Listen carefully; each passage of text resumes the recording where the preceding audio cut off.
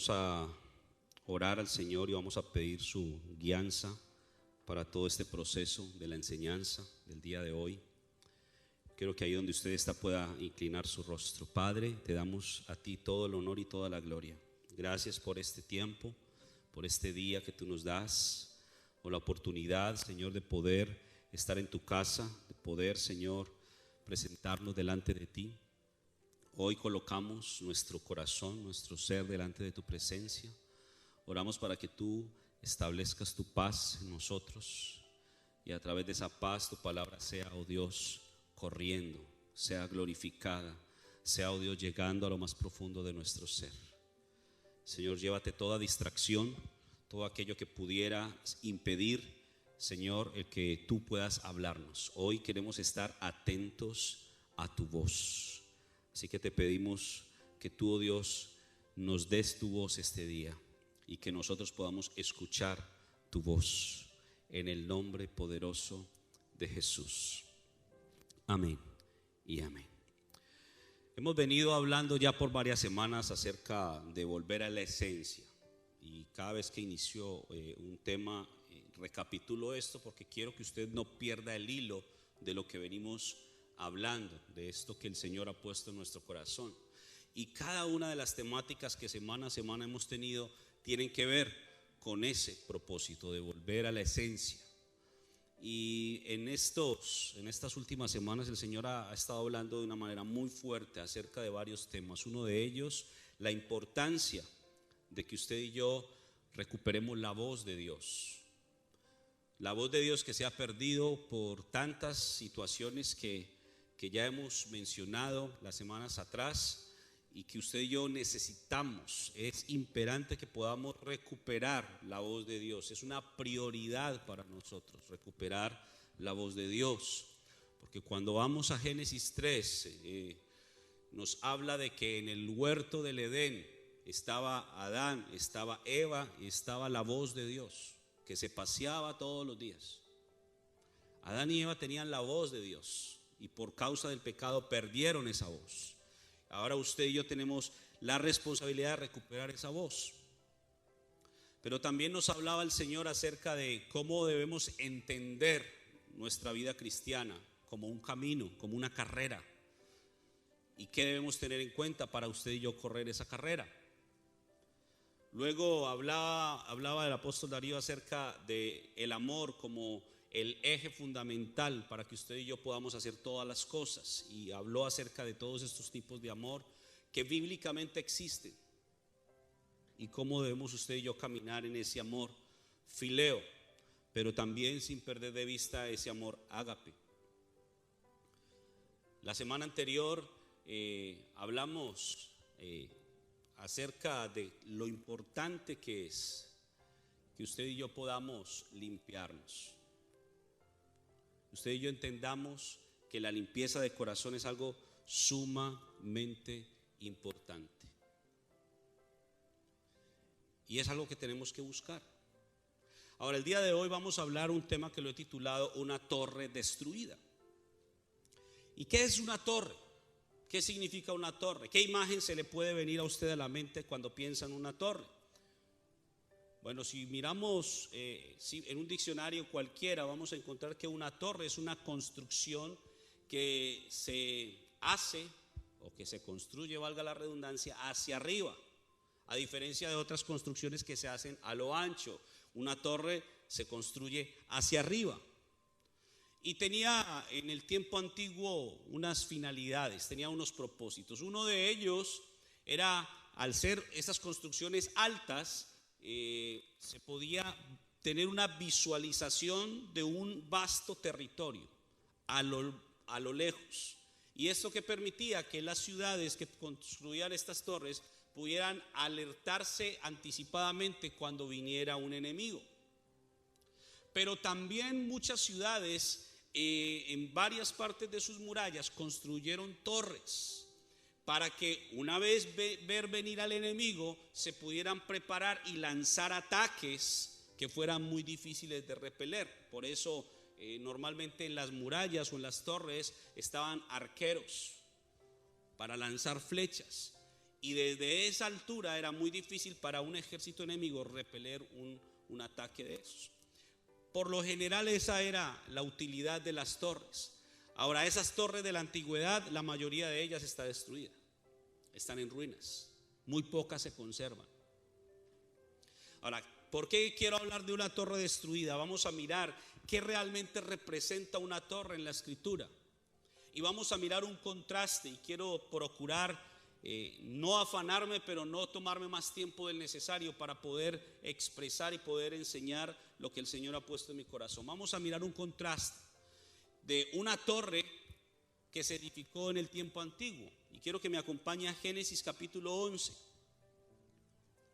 Génesis capítulo 11, versos 1 al 4. Génesis 11, versos 1 al 4.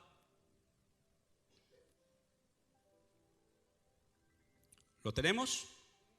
Muy bien. Dice la Escritura: tenía entonces toda la tierra una sola lengua y unas mismas palabras. Y aconteció que cuando salieron de oriente hallaron una llanura en la tierra de Sinar y se establecieron allí. Y se dijeron unos a otros: vamos, hagamos ladrillo y cosámoslo con fuego. Y les sirvió el ladrillo en lugar de piedra y el asfalto en lugar de mezcla. Y dijeron: vamos, edifiquémonos una ciudad y una torre, cuya cúspide llegue ¿a dónde? Al cielo, y hagámonos un nombre, por si fuéramos esparcidos de sobre la faz de la tierra. Ahora vamos a empezar a desglosar uno a uno de estos versos. Comienza diciendo: tenía entonces toda la tierra. La tierra en la Escritura nos representa a nosotros. Recuerden que fuimos formados del polvo de la tierra. Así que cuando leamos en la Escritura tierra, se está haciendo referencia a nosotros. Entonces está diciendo: tenía toda la tierra, es decir, teníamos todos nosotros una sola lengua. No es que compartiéramos esta lengua. Es decir, teníamos todos un solo tema de conversación. Y dice: y unas mismas palabras. Es decir, la tierra nos representa a nosotros, una sola lengua representa un mismo tema, y unas mismas palabras representa una voz.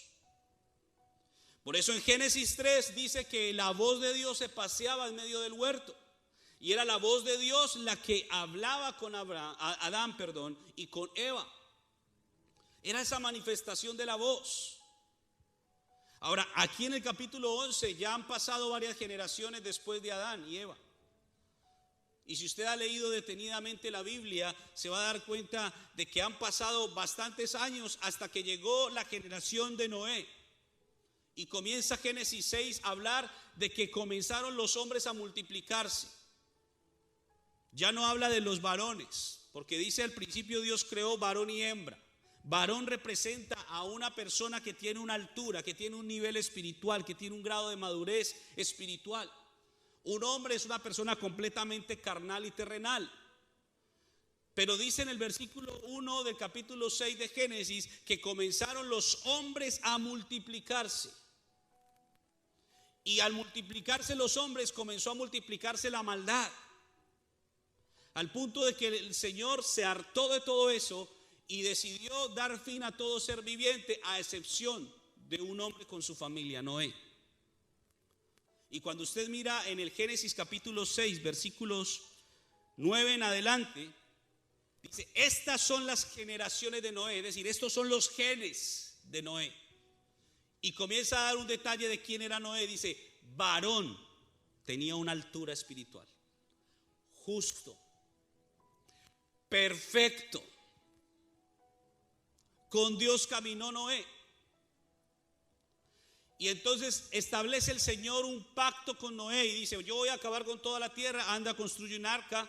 Construyó el arca, metió en el arca a todos los animales que Dios le ordenó, a toda su familia, y ya usted conoce la historia.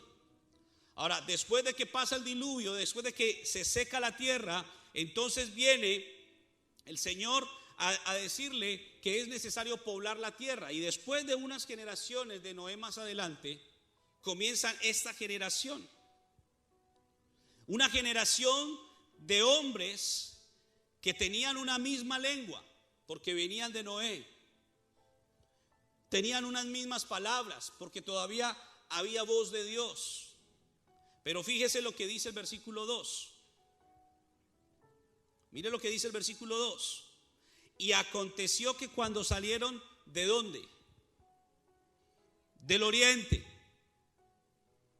Los puntos cardinales en la escritura tienen un simbolismo también. Y el oriente simboliza el lugar donde el Padre realiza sus operaciones. Cuando usted va al Génesis 2, se da cuenta de que Él plantó el huerto en el oriente.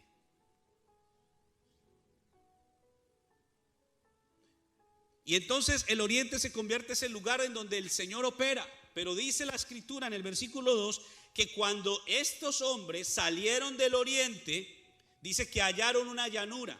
¿Y qué es una llanura? Una llanura es un lugar plano, no tiene elevación, no tiene altura. Y dice, se establecieron allí. Entonces, estos hombres salieron del oriente y encontraron, descendieron a una llanura, a un lugar plano. Y ahí se establecieron, ahí se detuvieron, ahí se estancaron. Sigamos adelante.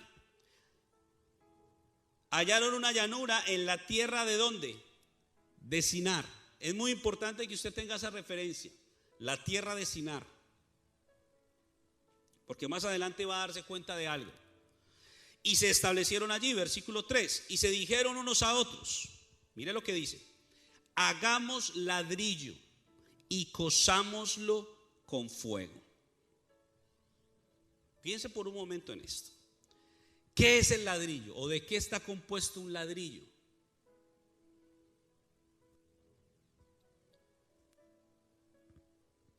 En la antigüedad, como hoy en día, el ladrillo está compuesto de lodo y agua. Hoy lo llaman arcilla, pero en la práctica es lodo y agua, o tierra y agua. ¿Sí o no? Eso es un ladrillo. Entonces dice, hagamos ladrillo. Dice, y cozámoslo con fuego. Note esto interesante. Porque el ladrillo entonces es una mezcla, es una composición de barro y agua. ¿Y qué es lo que representa el barro o la tierra? A nosotros. ¿Y qué es lo que representa el agua en la escritura? La palabra. Entonces está diciendo que usaron ladrillo, es decir, una mezcla de la palabra de Dios y las ideas de los hombres. Yo le estoy hablando en sentido figurado porque la palabra es parabólica. No le estoy hablando en lo literal que está hablando. Estoy extrayendo el mensaje que hay en la profundidad de este texto para que usted lo pueda entender. Y entonces el ladrillo está hablando de una mezcla de la voz de Dios con la voz del hombre. Pero espere que ahí no se detiene. Dice, y cozámoslo con fuego. El fuego en la escritura representa los espíritus. Por lo general los espíritus de Dios. Sin embargo, como salieron de oriente y están en una llanura, ya no están en una elevación, aquí este fuego se representa los espíritus del enemigo. Entonces, ¿qué hizo esta gente? Tomó la voz de Dios, la mezcló con las ideas de los hombres y le mezcló espíritus, demonios. ¿Y por qué le digo esto? Y para que usted lo pueda ver, fíjese lo que sigue diciendo. Y le sirvió el ladrillo en lugar de piedra. ¿Qué simboliza la piedra en la escritura? La piedra en la escritura representa una revelación de Dios que se convierte en un fundamento. Si usted me acompaña a Mateo capítulo 16. Mateo capítulo 16.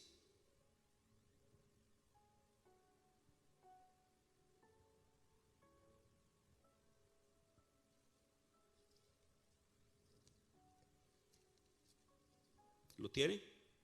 Versículo 13. Mateo 16, 13.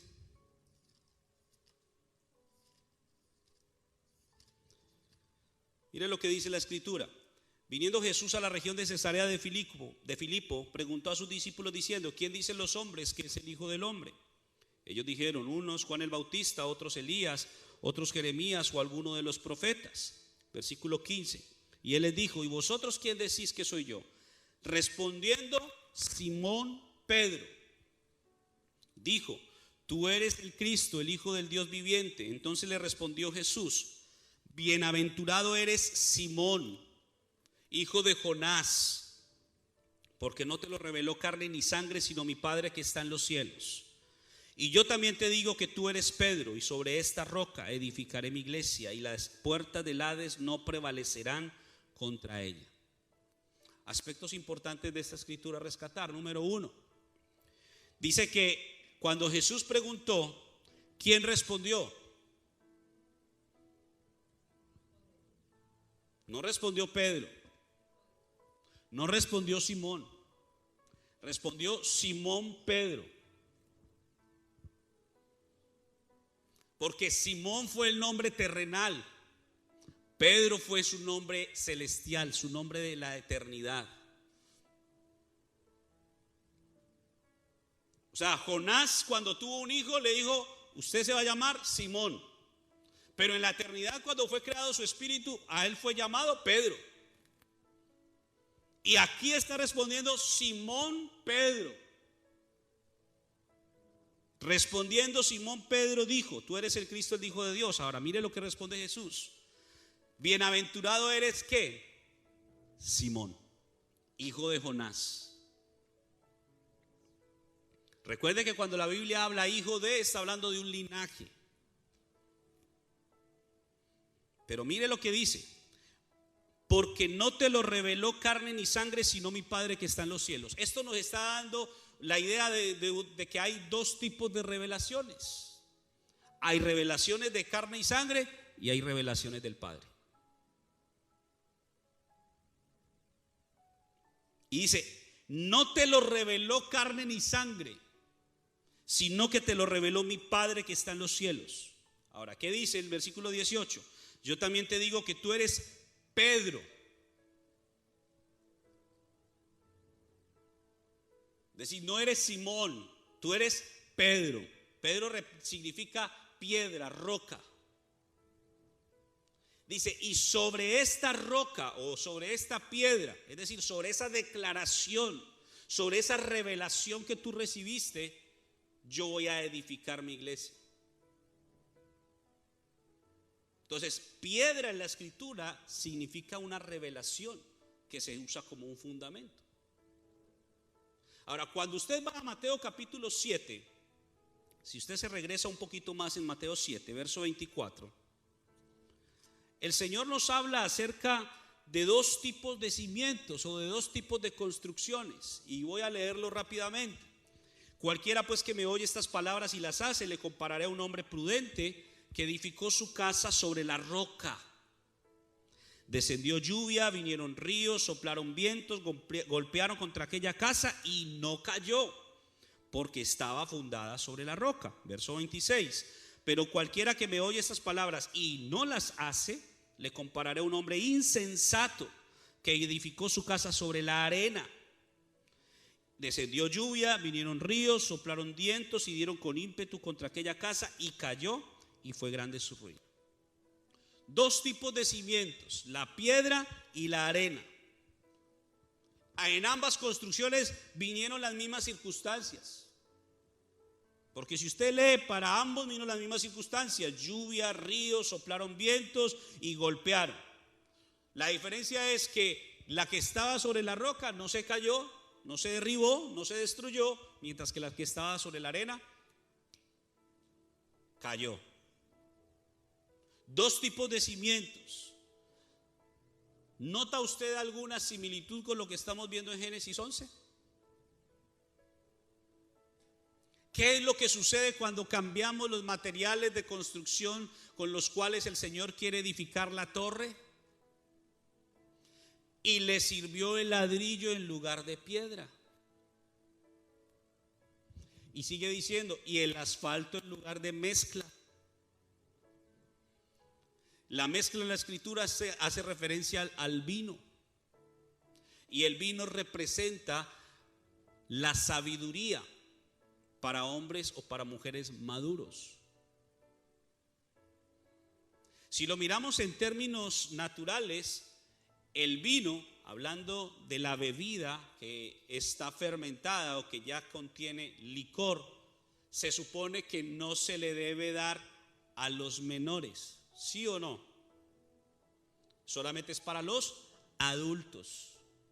El vino en la escritura representa esa sabiduría que está solamente para darse a aquellos que son maduros. Pero ¿qué hicieron ellos? Cambiaron el vino, es decir, la sabiduría de Dios, y usaron asfalto, que igual es tierra.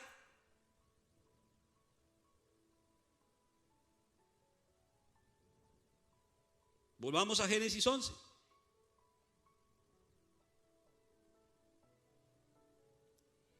¿Qué sigue diciendo? Versículo 3. Y se dijeron unos a otros, vamos, hagamos ladrillo y cosámoslos con fuego, y les sirvió el ladrillo en lugar de piedra y el asfalto en lugar de mezcla. 4. Y dijeron, vamos, edifiquémonos una ciudad y una torre. Dice, edifiquémonos. Es decir, no estaban haciendo algo para Dios, estaban haciendo algo para sí mismos. Edifiquémonos una ciudad y una torre. ¿Sabe qué significa una torre en la escritura? La torre en la escritura representa el discipulado. En otras palabras, ellos estaban queriendo construir su propio discipulado, su propia torre, con sus propias ideas.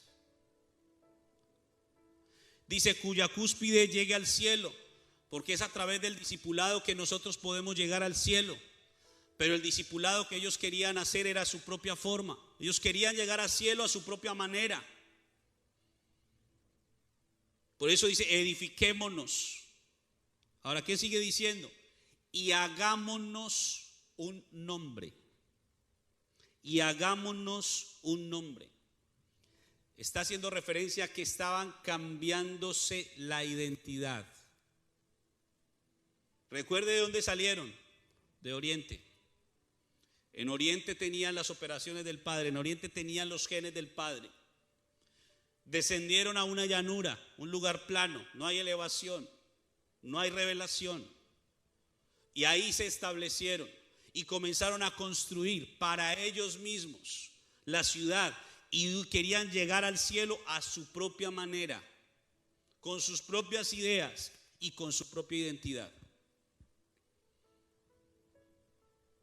Cuando Dios ya les había dado una identidad, pero ellos querían cambiar su propia identidad. Y hagámonos un nombre. ¿Está entendiendo? ¿Estoy siendo claro? Ahora, le dije al principio que íbamos a mirar un contraste.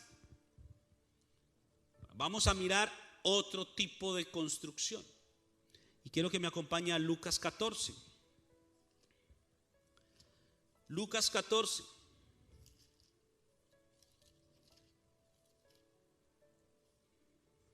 Versículo 25 en adelante. Lucas 14, versículos 25 en adelante. Y voy a leer toda la porción para después regresarme y también hacer lo mismo que hicimos con Génesis. Versículo 25. Grandes multitudes iban con él, estaba refiriéndose a Jesús, y volviéndose les dijo: si alguno viene a mí y no aborrece a su padre y madre y mujer e hijos y hermanos y hermanas y aún también su propia vida, no puede ser mi discípulo. Y el que no lleva su cruz y viene en pos de mí, no puede ser mi discípulo. Porque ¿quién de vosotros queriendo edificar qué? Una torre, ¿No se sienta primero y calcula los gastos a ver si tiene lo que necesita para acabarla? No sea que después que haya puesto el cimiento y no pueda acabarla, todos los que la vean comiencen a hacer burla de él. Verso 30, diciendo: este hombre comenzó a edificar y no pudo acabar. ¿O qué rey al marchar a la guerra contra otro rey no se sienta primero y considera si puede hacer frente con 10,000 al que viene contra él con 20,000? Y si no puede, cuando el otro está todavía lejos, le envía una embajada y le pide condiciones de paz. Así pues, cualquiera de vosotros que no renuncia a todo lo que posee, no puede ser mi discípulo. Entonces, esta porción de la escritura es la que nos ratifica que una torre representa el discipulado. Porque Jesús está haciendo la comparación de aquellos elementos que se necesitan para ser su discípulo y lo compara con edificar una torre. Ahora, vamos a mirar parte por parte de estos versos, porque comienza diciendo: grandes multitudes iban con él. ¿Sí o no? Mucha gente seguía a Jesús, pero acto seguido Jesús dice, volviéndose les dijo, verso 26, si alguno. No les dice, oigan todos ustedes.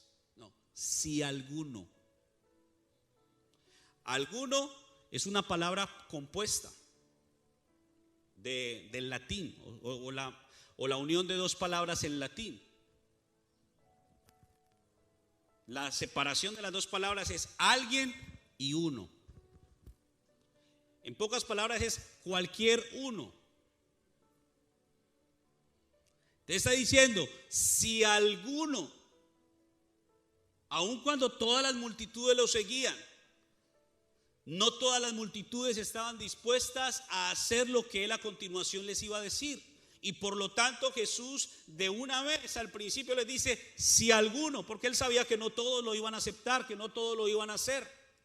Pero de entre las multitudes, por lo menos uno quizás lo iba a hacer. Si alguno, primero, porque son 4 pasos para construir un discipulado para Dios. El primero de ellos, si alguno viene a mí. Viene a mí. Está hablando de una acción que parte primero de aquel que necesita ser discipulado. Jesús aquí no está diciendo, vengan todos, yo quiero que ustedes sean mis discípulos. No, él solamente llamó a un grupo selecto y eso fue algo que solo Jesús lo hizo. Cuando usted va a Marcos 3:13 dice, y llamó así a los que él quiso para que estuvieran con él y para enviarlos a predicar. Pero eso solo lo hizo Jesús. Ahora, nosotros en el tiempo contemporáneo no podemos elegir quién va a ser mi discípulo. Es al contrario, es el discípulo el que elige a su maestro. Por eso está diciendo Jesús, si alguno viene, tienes que tomar la iniciativa. Si tú quieres construir una torre para Dios, si tú quieres ser un discípulo para Dios, tú debes venir al maestro. Y algunos podrán decir, el maestro de Jesús, sí, pero hay una representación de ese Jesús o de Dios acá en la tierra. Hay un maestro que Dios tiene reservado y preparado para ti. Por lo general, es tu pastor. Por lo general, porque habrán excepciones. La pregunta es, ¿estás tú viniendo a tu maestro? ¿O es el maestro el que te está buscando insistentemente?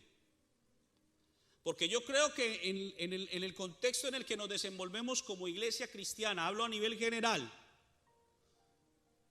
hemos invertido el orden de las cosas y en vez de ver discípulos que vienen a un maestro, son los maestros los que están buscando discípulos.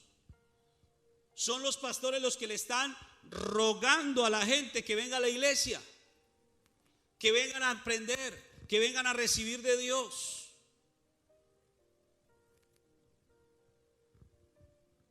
Recuerdo que esta semana me compartía mi esposa algo,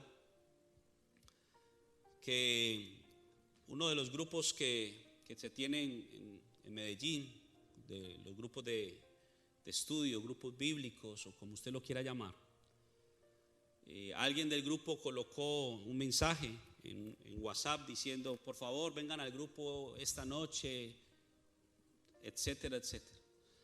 Y mi esposa, que está en ese grupo, responde y dice: es que no le están haciendo un favor ni a él que está diciendo que venga, ni a los que están en la casa. Se están haciendo un favor ustedes mismos, los que van a ir. Y traigo esta colación porque es muy importante entender, hermanos, que usted que viene a la iglesia o usted que se conecta a través de internet no nos está haciendo un favor a nosotros, ni mucho menos a Dios. Usted mismo se está haciendo un favor,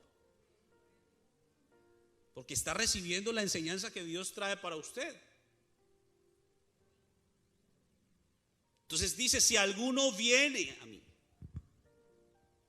Y habla de una persona que tiene necesidad. Cuando usted tiene necesidad, va a quien puede satisfacer su necesidad, ¿sí o no? Entonces, si usted tiene una necesidad, usted va a satisfacerla a donde la puedan satisfacer. Cuando usted tiene hambre, ¿qué hace? Va y come. Cada necesidad fisiológica o emocional en nosotros, buscamos satisfacerla y vamos a buscarla. La satisfacción no viene a buscarnos a nosotros. Es la necesidad la que nos mueve. Ahora, cuando hablamos de necesidad, entonces estamos hablando del que viene a mí es un pobre. Porque ya hemos visto qué significa un pobre en la escritura. Un pobre no es alguien que no tiene dinero. Un pobre es alguien que tiene necesidad de Dios. Entonces, si hay alguien que tiene necesidad de Dios, viene. Por eso dice Jesús: si alguno viene a mí. Qué interesante eso. Porque se hace referencia a los pobres de espíritu, según Mateo 5:3. Ahora, a menudo la escritura usa esa expresión: viene a mí. Por ejemplo, en Éxodo 18, solo para que usted lo tenga como referencia si lo quiere anotar, en Éxodo 18, en los versos 15 y 16, resulta que Moisés tenía un gran problema. Desde por la mañana hasta muy entradas las horas de la noche, él recibía gente. Y cuando viene su suegro a visitarlo, se da cuenta de esto. Y entonces en el versículo 15 y 16 dice lo siguiente: y Moisés respondió a su suegro: porque el pueblo viene a mí para consultar a Dios. O sea, ¿por qué venía el pueblo a Moisés? Porque tenían una necesidad de consultar a Dios. Si no tuvieran la necesidad, no vendrían a Moisés, ¿sí o no? Ahora el versículo 16 dice: cuando tienen asuntos, vienen a mí. Cuando tienen asuntos, vienen a mí, y yo juzgo entre el uno y el otro y les declaro las ordenanzas de Dios y sus leyes. Entonces, nótese que esa expresión viene a mí está relacionada con uno que tiene necesidad. Entonces, comienza la construcción del discipulado con uno que tiene necesidad. Ahora, ¿qué sigue diciendo Lucas 14? Regresemos a Lucas 14. Versículo 26 estamos leyendo: si alguno viene a mí y no aborrece, y hace una lista. Y aquí es donde muchos como que tropezamos. ¿Aborrece? ¿Qué significa aborrecer? Sinónimo de aborrecer es odiar. Ahora, cuando estuve buscando más profundamente el significado de aborrecer, un significado un poco más literal, porque ahí en la escritura aborrecer significa amar menos. Pero un significado más literal que encontré y me pareció muy adecuado es que significa apartarse de algo que me causa horror.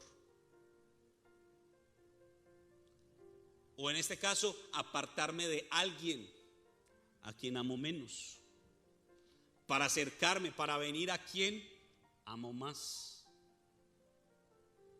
¿Lo están viendo? Entonces dice: si alguno viene a mí y no aborrece, y da la lista, padre, madre, mujer, hijos, hermanos, hermanas, y aún su propia vida, porque no la podemos dejar por fuera.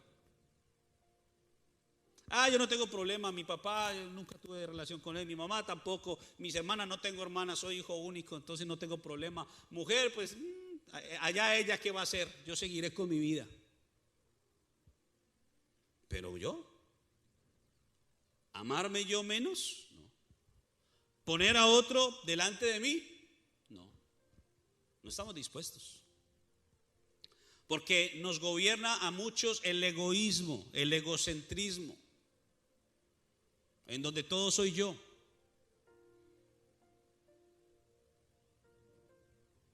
Primero yo, segundo yo, tercero yo, cuarto yo, quinto yo, y se estalló.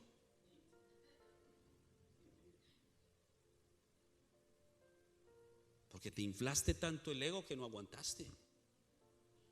Y entonces está diciendo Jesús, es necesario no solamente venir a Él, que es el primer paso, sino que hay que dar un segundo paso, o hay que subir un segundo escalón, y es aborrecer o amar menos a todo lo demás.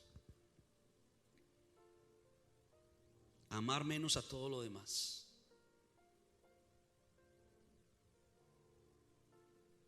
¿Me estoy dando a entender? Sigue diciendo, el que no hace esto, es decir, el que no viene a Él y no aborrece a todas estas listados de personas, aún su propia vida, dice, no puede ser mi discípulo. No puede. Porque es fundamental hacer eso. Ahora, ¿qué sigue el siguiente verso diciendo? 27. Tercer escalón. Y el que no lleva su cruz, no la cruz del vecino, no la de su esposo o la de su esposa, el que no lleva su propia cruz. ¿Qué simboliza la cruz? En términos literales, la cruz simboliza vergüenza, la cruz simboliza muerte. Pero en términos prácticos de lo que aquí está representando y a lo que se refiere Jesús, dice, el que no está dispuesto a despojarse. Porque el que muere en la cruz muere despojado, aún hasta de la ropa. Porque muere completamente desnudo. Es colgado en el madero completamente desnudo, despojado de todo.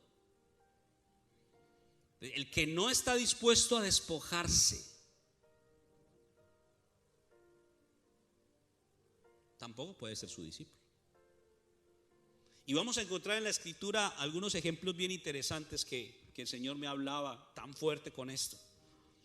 Porque en otros pasajes paralelos, tomar la cruz habla también de negarse a sí mismo. Y negarse a sí mismo es lo mismo, es despojarnos. ¿Qué es despojarnos? Es quitar algo que es nuestro y arrojarlo de nosotros. Y cuando vamos a la Escritura nos habla en muchos pasajes acerca del despojo. Y lo que está diciendo Jesús acá es que aun cuando usted y yo podamos venir a Jesús porque tenemos una necesidad, hemos amado menos a todas esas personas y aún posiblemente nosotros mismos nos estamos negando, estamos ahí. Hay que dar un paso más, hay que subir un escalón más, y es despojarse. Y en ese escalón muchos también tropiezan. Filipenses capítulo 2 versículos 5 al 8. Jesús no nos está pidiendo nada que Él no haya hecho antes. Filipenses capítulo 2 versículos 5 al 8 dice así: haya pues en vosotros este sentir que hubo también en Cristo Jesús, el cual siendo en forma de Dios, mire el nivel de despojo de Jesús, porque se despojó a 4 niveles. Dice, siendo en forma de Dios, no estimó el ser igual a Dios como cosa a que aferrarse, porque lo contrario de despojarse es aferrarse, sino que se despojó a sí mismo, tomando ¿qué? forma de siervo. Era Dios, se despojó a forma de siervo. Mire lo que sigue diciendo. Hecho semejante a los hombres, versículo 8. Y estando en la condición de hombre, se humilló a sí mismo, haciéndose obediente hasta la muerte, otro despojo. Y termina diciendo, y muerte de cruz, otro despojo. Porque no solamente se hizo humilde o se humilló o se hizo obediente hasta la muerte, sino que no dice solamente la muerte, sino que fue una muerte de cruz. ¿Qué quiere decir eso? Era Dios, se despojó y se hizo como nosotros, se despojó una vez más y se hizo obediente hasta la muerte, y se despojó una vez más y se hizo un malhechor, porque los que morían en la cruz eran malhechores. Entonces Jesús está dándonos ejemplo. Él se despojó.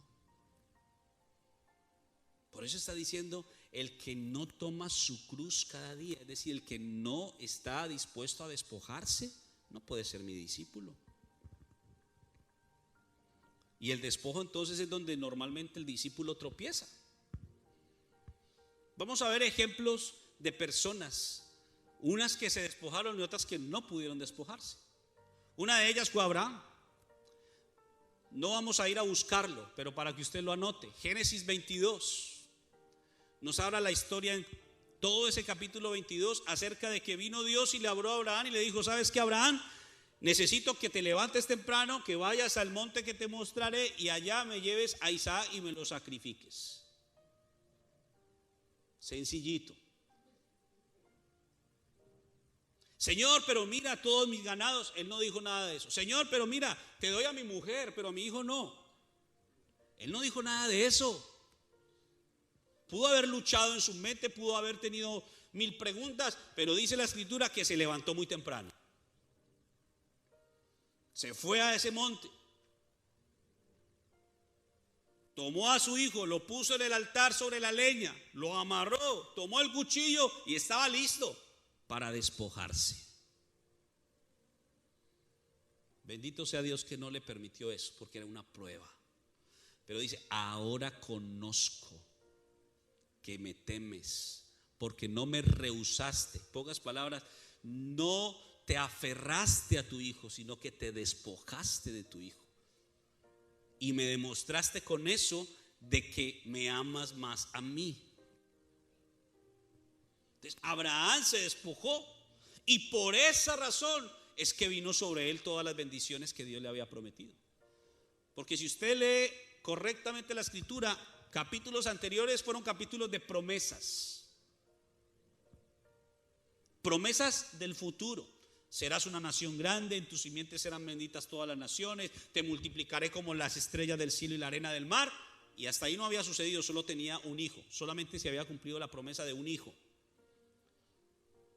Pero cuando usted termina leyendo el capítulo 22 de Génesis, dijo: por cuanto hiciste esto, ciertamente te bendeciré. O sea, se confirmó que todas las promesas que Dios le había hecho se iban a cumplir, sin lugar a duda. Ya, o sea, pasaste el examen. La pregunta que yo le hago es: ¿estás pasando tú el examen hoy?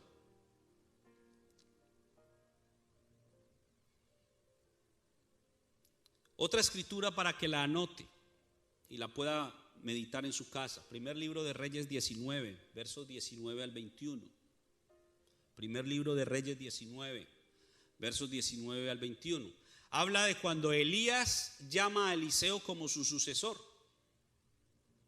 Y dice que Eliseo tenía unos bueyes con yuntas y estaba arando la tierra de su familia. Y cuando viene Elías no le dijo: ven y sígueme. Elías simplemente le colocó encima el manto, que eso representa un llamamiento. Y Eliseo entendió: wow, el profeta me está llamando a que lo siga. ¿Qué hizo Eliseo? Eliseo inmediatamente fue, se despidió de su papá, de su familia, pero dice que tomó los bueyes y los sacrificó. Y con las yuntas, es decir, con la madera que unía los bueyes, los quemó en holocausto. En pocas palabras, él se despojó de aquello que podía retenerlo de seguir al profeta. Porque su oficio estaba ahí, en dirigir a esos bueyes, en arar la tierra. Y el hecho de que él haya tomado esos bueyes y los haya sacrificado, está diciendo: Señor, estoy dispuesto a sacrificar todo, a despojarme de todo, porque despojado de todo es que yo puedo seguir al maestro. Si no me he despojado de alguna cosa, yo no puedo seguir al maestro.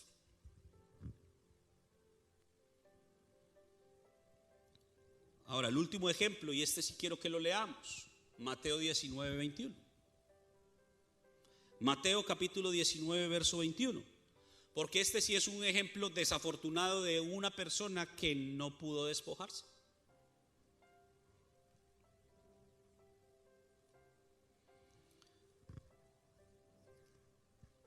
¿Qué dice Mateo 19, 21? Note lo que dice.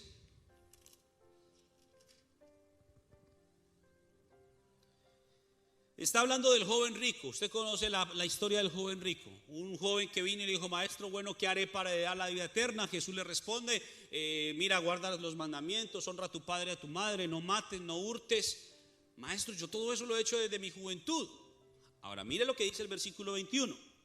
Jesús le dijo: si quieres ser perfecto, porque el discipulado nos conduce a la perfección.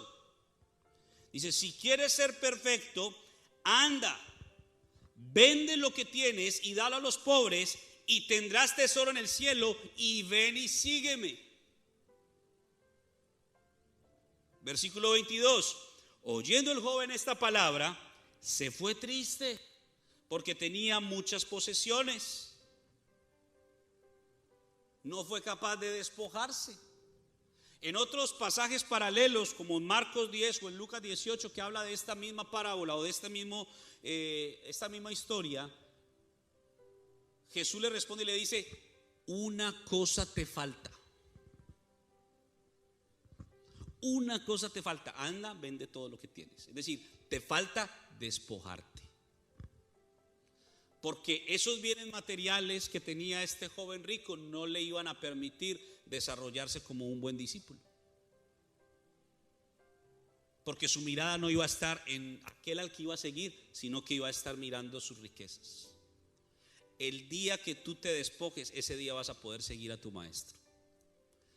Porque de aquello que no te has despojado es aquello que te está robando tu mirada del maestro.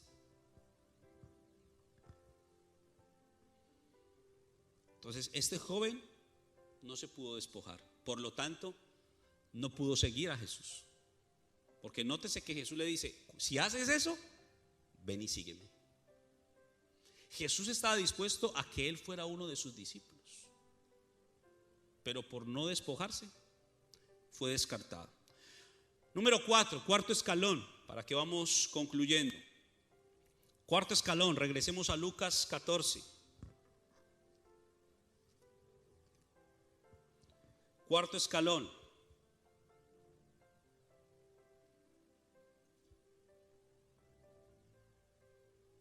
Y el que no lleva su cruz, y ahora dice, viene en pos de mí.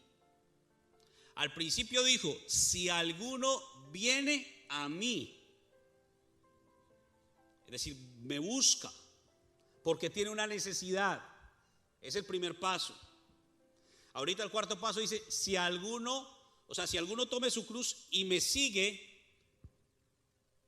viene, dice, y el que no lleva su cruz y viene en pos de mí. Ya no viene a mí, sino que viene en pos de mí. En pocas palabras, es alguien que me sigue.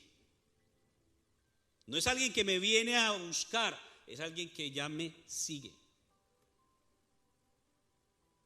Y yo no sé en cuál etapa usted esté, porque estamos hablando de 4 pasos, 4 niveles o 4 etapas, como usted los quiera mencionar, para construir un discipulado. Y yo no sé en cuál está usted. Quizás alguno puede estar en ninguno, porque ni siquiera crees que tienes una necesidad y por eso no has ido a Dios. O quizás ya has reconocido que tienes una necesidad y estás buscando quien te enseñe. O quizás estás en el segundo paso y te está costando amar menos otras cosas. Te está costando amar menos tu familia. Te está costando amar menos a una persona, a un lugar, a algo. Estás aferrado y no estás dispuesto a despojarte. Quizás aquello a que te estás aferrando es una persona. Y Dios te está diciendo hoy, hasta que no sueltes eso, no puedes ser mi discípulo.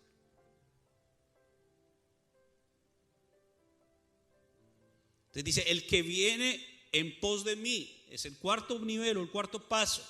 El proceso comienza buscando a Jesús, y en esta última etapa ya la persona está siguiendo a Jesús.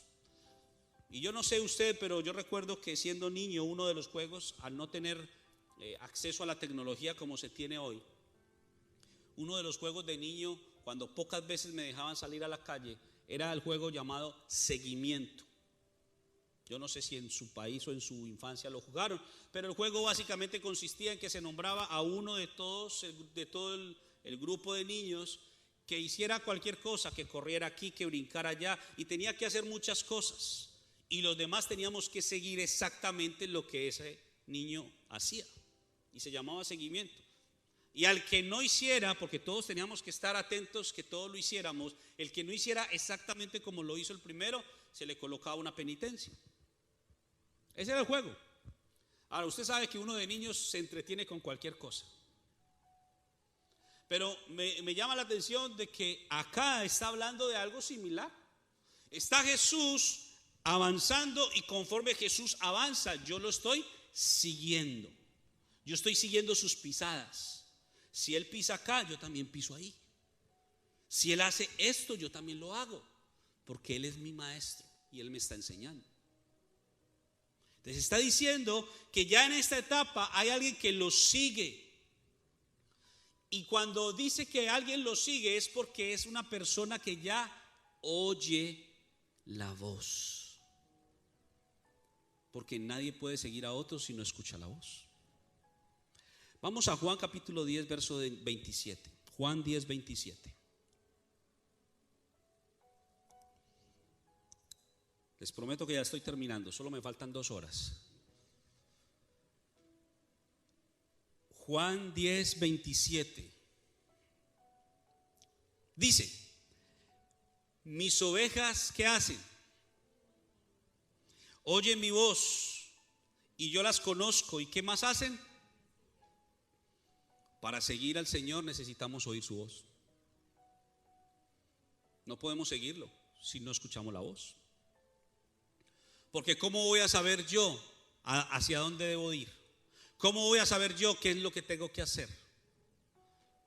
Porque a Dios no lo estamos viendo material o físicamente. Lo que tenemos de Dios es su voz. Y es la voz la que nos guía.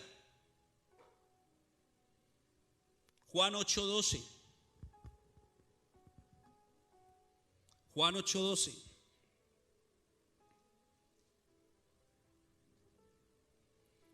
Otra vez Jesús les habló diciendo, yo soy la luz del mundo. ¿Qué es? ¿La qué? ¿Qué significa la luz en la escritura? La enseñanza. Dice, yo soy la luz del mundo. Y mire lo que sigue diciendo. El que me sigue no andará en tinieblas, sino que tendrá la luz de la vida. O sea que para seguir a Dios yo necesito su luz. Y su luz es su enseñanza. ¿Sí me está entendiendo? Entonces necesitamos la luz, la enseñanza de Dios. Y la enseñanza la recibimos a través de la voz de Dios.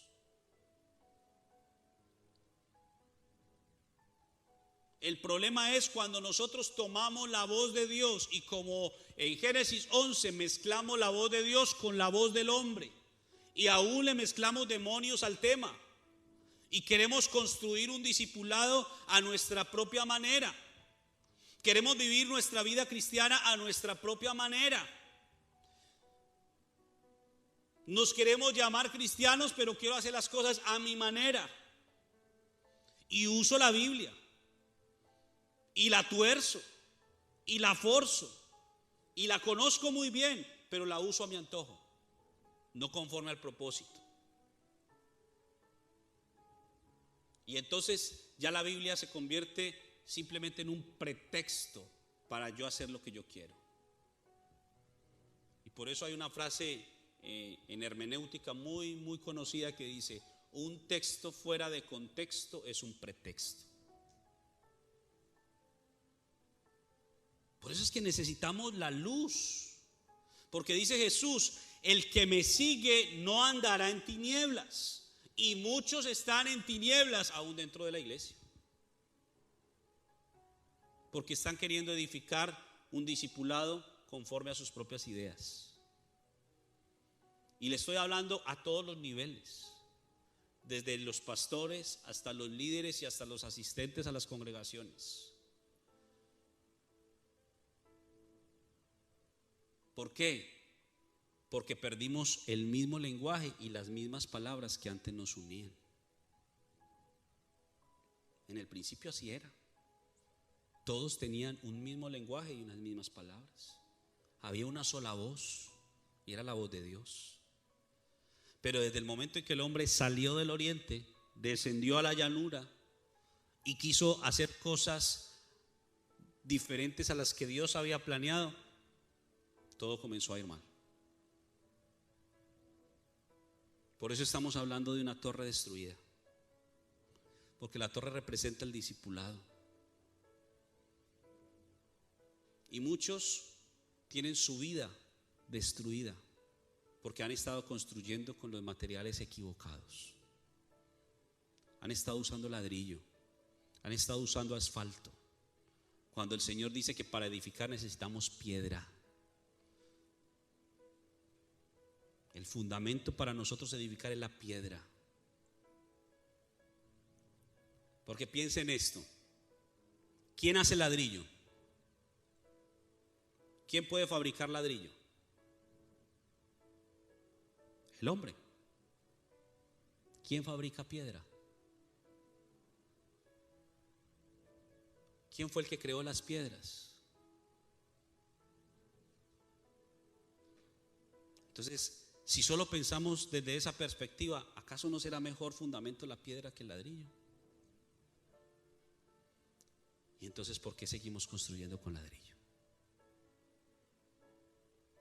¿Por qué seguimos levantando nuestras vidas con nuestras propias ideas? ¿Por qué seguimos siendo sabios en nuestra propia opinión y no dejamos que sea Dios el que alumbre los ojos de nuestro entendimiento para que con su enseñanza podamos verdaderamente seguirlo? ¿Por qué insistimos en aferrarnos a cosas o a personas que realmente Dios nos está hablando de que no son buenas para nosotros?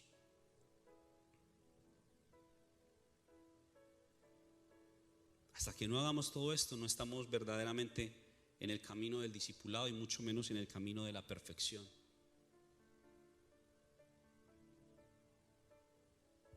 Entonces, la torre que Dios quiere que construyamos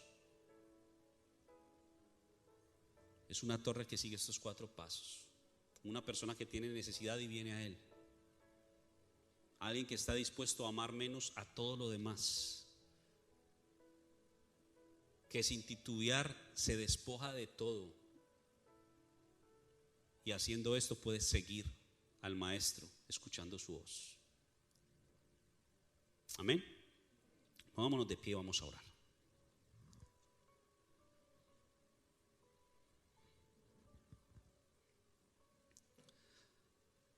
Padre, te damos gracias. Gracias por este tiempo, por esta oportunidad que tú nos das. Bendecimos tu nombre. Yo oro para que esta palabra quede sellada en nuestro corazón y que tú obres conforme a tu voluntad perfecta en nosotros. Señor, perdónanos si hemos desvirtuado, Señor, los elementos necesarios para construir un discipulado en nuestras vidas. Quizás alguno ni siquiera ha reconocido su necesidad y por lo tanto no ha podido venir a ti. Pero quizás algunos sí, ya han venido a ti o hemos venido a ti. Y quizás estamos en el proceso de amar menos otras cosas y aún de despojarnos, porque son procesos difíciles, porque por mucho tiempo permitimos que la carne dominara sobre nosotros, se enseñoreara de nosotros, cuando tu propósito eterno ha sido que nosotros nos enseñoreáramos de todo lo que fue creado. Señor, ayúdanos a que se restablezca y se restaure en nosotros el plan original, el propósito eterno tuyo. Y que podamos, Señor, a partir de la enseñanza de hoy, Dios, implementar cambios en nuestras vidas. Yo sé que son cosas difíciles muchas veces de hacer. Sé que tú has hablado al corazón y aún has hablado fuerte a algunos y has confrontado cosas. Pero yo te pido, Señor, que tú des el valor y las fuerzas que cada uno necesita para hacer cambios en su propia vida, porque al final el beneficio es para nosotros. Como lo dice tu palabra, que tú eres la luz, y aquellos que te seguimos no estaremos nunca en tinieblas, porque tu luz va a resplandecer siempre. Señor, no queremos andar en tinieblas, queremos andar en la luz. Y es por eso que yo te pido que abra los ojos de nuestro entendimiento, para que todas estas enseñanzas que tú has venido trayendo en las últimas semanas, Señor, generen un cambio poderoso en nuestras vidas. Límpianos de toda impureza, de toda inmundicia, de todo aquello que hemos mezclado en nuestras vidas y que nos ha contaminado. Y ayúdanos a permanecer fieles, caminando siempre siguiendo tus pisadas, dispuestos siempre a manifestar nuestra necesidad delante de ti, dispuestos siempre a despojarnos para así poder continuar siguiéndote, Dios, cada día de nuestras vidas. Aun cuando el proceso no es fácil, tú has prometido estar con nosotros todos los días hasta el fin. Por lo tanto, no estamos solos. Tú estás, Señor, dándonos las fuerzas. Tu palabra declara que tú das esfuerzo al cansado y multiplicas las fuerzas al que no tiene ninguna. También declara, Señor, venid a mí todos los que estéis cargados y trabajados, que yo os haré descansar. Y lleven mi yugo. Señor, ayúdanos a poder llevar tu yugo y a despojarnos de todo peso, de todo pecado que nos asedia, para poder correr la carrera que tenemos por delante y llegar a la meta. Porque no se trata de cómo comenzamos, sino de cómo terminamos. Quizás hoy algunos podamos darnos cuenta de que llevamos tantos años perdiendo tiempo, pero lo importante ahora no es mirar el tiempo perdido, lo importante ahora es mirar lo que haré de aquí hacia adelante. Ayúdanos, Señor, a poder cumplir tu voluntad y tu propósito. Hoy te damos gracias, te adoramos y te bendecimos en el nombre poderoso de Jesús. Amén y amén.